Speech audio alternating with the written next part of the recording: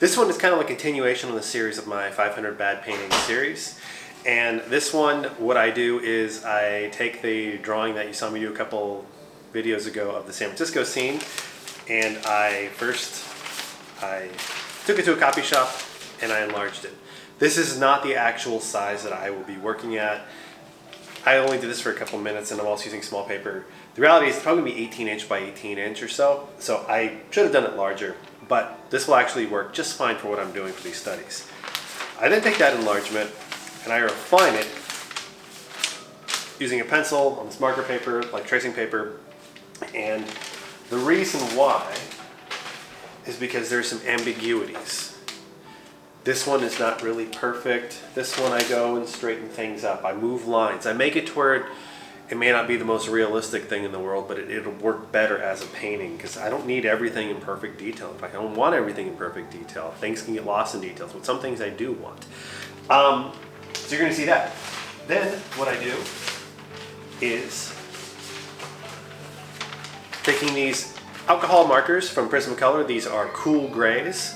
I then have done a couple of these value studies where this lays over on marker paper and I fill it in and I create basically a black and white, like a prototype.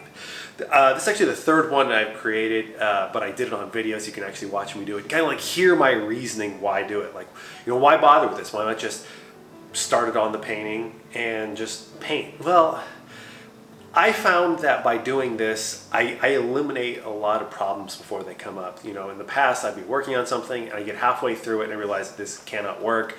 It's going to look funny. It's going to. But by doing this, I force myself to think like, how do I want this to look? How do I want this pattern to look? Because you know, all paintings are basically just patterns, a tonal value pattern. And these are great because you know. This took me a couple hours, but you know, with the simpler painting could be done in a couple, 20, 30 minutes. You could pump out another. I did 3 of them, and you're going to get to see one of them on the video. But what's really neat is I'll go back and actually say, oh, this is what I don't like about my initial drawing. It's kind of terrible when you're working on a painting and you realize, oh, I should have drawn this differently when you're halfway through the painting. Well, you got to start over again.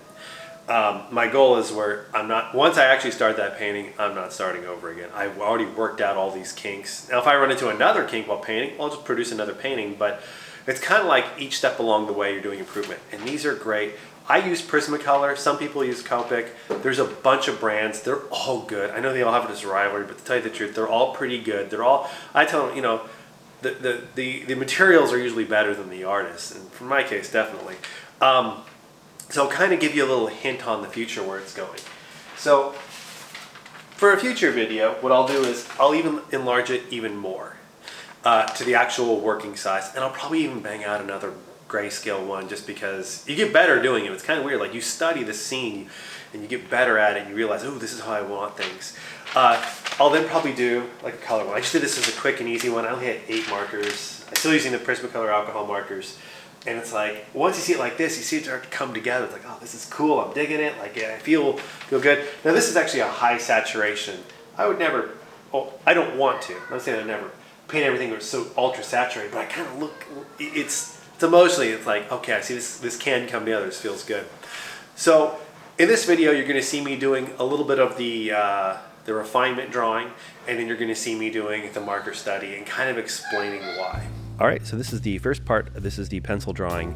So what I did was I took my original drawing, which I did in another video, I enlarged it and just on an 8.5 by 11 sheet of paper, and then I got a piece of marker paper because all I had with me, and I traced over it. Now the reason why I did this is because I get to refine things. I get to move things around. Like I wanted the trees to go a little bit further in the background because it creates like more contrast where it's a white trolley up against a light sky, but now I just drag some trees over there. But this also kind of like eliminates ambiguity. I would much rather do this larger. I'd rather do this full size, like 18 inch by 18 inch, where if I can't get tight and I can't draw detail at this size, I can definitely do it when it's, 2.5 times this size. But the whole point is refinement. Get it refined, make, eliminate ambiguity, eliminate vagueness, because when I do the marker study, I do not want anything vague. I want to know where everything is. I want to know where every line is solid. Okay, so this is the value study that I did with the cool gray markers.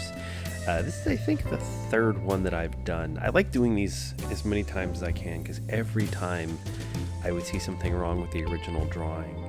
Hence back when I went back and redid it, it was better. Now, I'm just doing this with marker paper that I have. I would much rather done this larger, but let me kind of tell you like the gist of it. By only using these cool grays, I do not have color, I do not have warm and cool, and I'm not really using lines. You'll notice I'm avoid using lines. I do a little bit, and it's because I know it's going to be very difficult to make something this small with just using grays. But the point of these grays is if I can make this work only using grays, where everything reads, well then when you do it in color, it's going to be a lot easier. And you also like take back and you look like, oh, that doesn't make sense. Or so here I'm doing these the light poles, and you notice I'm doing a line for these. I kind of had to. I ran into this problem with every version of the drawing where the light poles very easily blend into the buildings in the background. With grays, it was very hard to I almost had to make them all white, so it's the background's darker. And I really didn't do it that well with this one. I really don't think I did. But that makes me feel very cautious. When I go to do this for real with paint, I have to make those stand out from each other. And I think really how I'm going to do it is I'm going to use the value, of course, but those light poles are going to be cool. They're going to be blues, teals, but they're not going to have any red in them, as where those buildings are going to have red in them. So here I'm starting with one of the first cars, and it's pretty tough. Now this is a yellow car in real life, and I've got to do it in gray. But it's important that I can make it work. Like I said, there was originally over 3 hours of footage that you're watching sped up. I didn't work fast. I was taking my time. But you do kind of see exactly what I'm doing. Now the people on the left, I'm making them just silhouettes. I'm making them just basic abstracted patterns. These people actually might get cut off because I'm probably going to crop in, but you can kind of see on the left.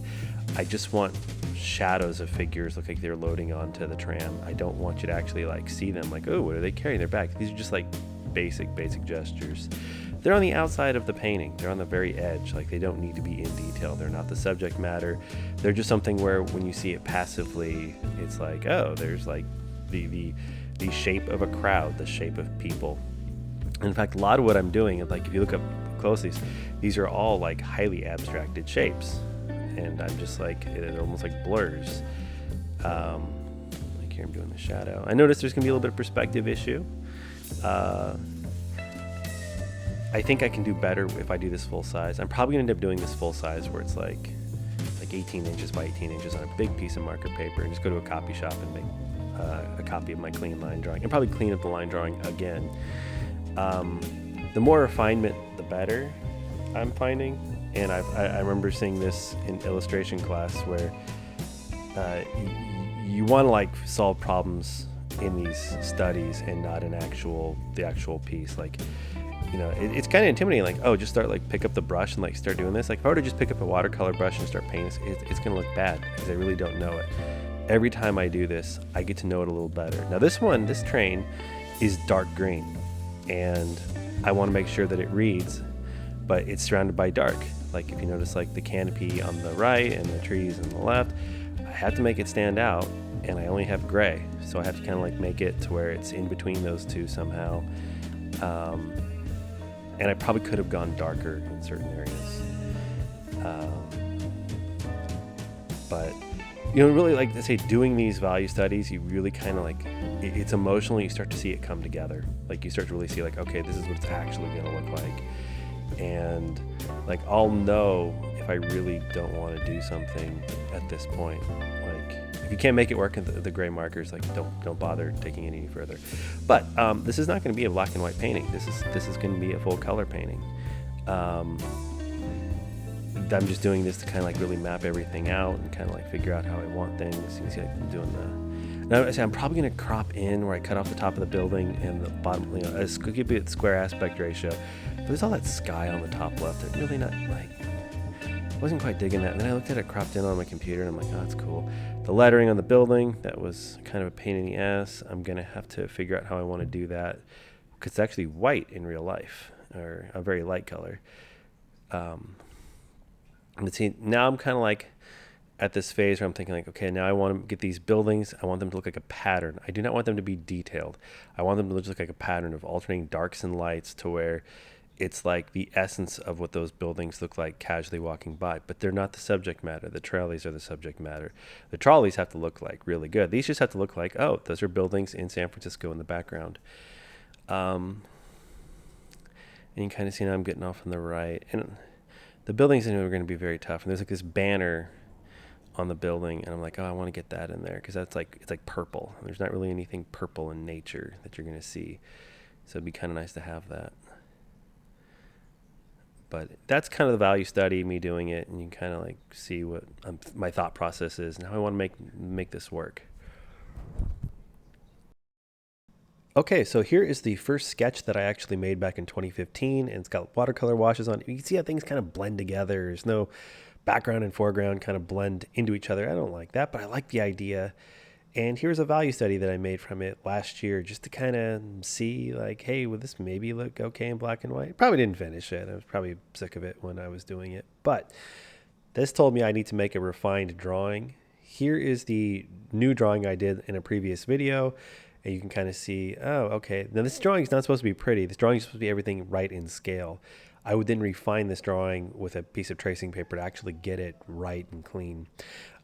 Here is a value study that I did based off that drawing, and you can kind of see like, okay, the abstract patterns, the lights and darks, and how am I going to get this to work? And, I'm experimenting. And that's really what this is. You get to experiment without this huge commitment. Not all art needs to be committal. And this is the one I did in the video, and you kind of see like, okay, it's kind of coming together. You see the power poles are going to be an issue. I've got to figure out those. But it's okay. It's an experiment. So here's the line drawing with the two value studies. You can kind of tell like you get to experiment. You get to be free with these markers, where you don't get really the luxury of doing that with a painting. And then here's a test that I did, just a color limited palette, full saturation, just to kind of see like, I probably spent 20 minutes on this. I'm like, I kind of dig it. I think this can work, and it's like, it's good self-esteem. So anyway, folks, I hope you got to see kind of like my reasoning for doing this. It's all about improving each step along the way, kind of making it like your own thing. If you're having problems with your art, this is one of the easiest ways to improve it, is try to get each step along the way. A lot of times people just want to jump right into the painting, and they don't want to do all this preliminary work. And it's kind of like, well, you wouldn't build a house without blueprints and just start going. My grandfather, one of his paintings right behind me, he used actually a similar technique, but he would mostly do the same painting over and over again until he nailed it down. And he was also a master, so he didn't have to go through all these steps, but he would do a similar drawing technique to get it enlarged.